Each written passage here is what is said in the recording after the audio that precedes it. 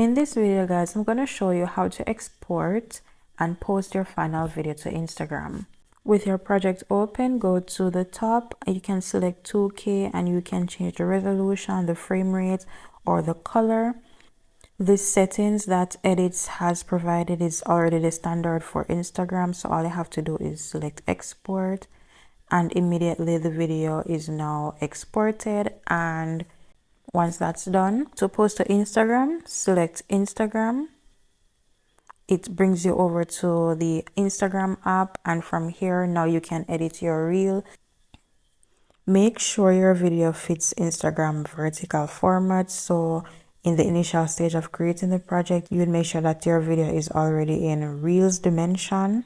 You can add a caption, you can edit your cover, you can add hashtags, you can link a reel, you can do polls, you can tag people, you can add location.